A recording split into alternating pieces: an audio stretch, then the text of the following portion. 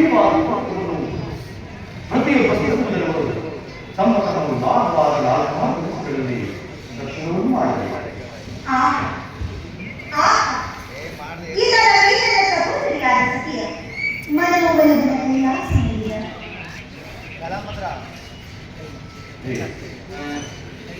ಕೈಲಾಸಪತಿಯಾದ ಶೈಲಗಳನ್ನು ಕೈ ಹಿಡಿದ ಆಗಿನ ಹೋಲಿಕೆ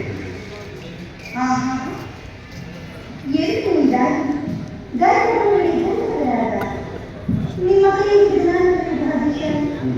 ಅದಕ್ಕೆ ಚೆನ್ನ ಹೇಳಿ ನನ್ನ ಸಹೋದರಿಗೆ ಹೇಗೆ ಬಂದಿದೆ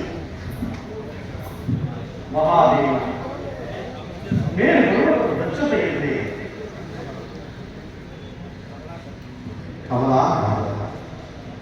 ಕಮಲದ ಬೆಳಗಿನ ಕಮಲ ದೇವಿಯು ನೀನಲ್ಲ ನನಗೆ ದಕ್ಷ ಸತಿಯರಲ್ಲಿ ಮಿಗಿಲಾದ ಜ್ಞಾಪಕದಲ್ಲಿ ಪಿತನಾಲಯದಲ್ಲಿ ನನ್ನ ಸತಿ ಕೊಟ್ಟ ಮಾತುಗಳನ್ನು ಪಿತನಾಲಯದಲ್ಲಿ ನಿನ್ನ ತಂದೆ ಮಾತುಗಳು.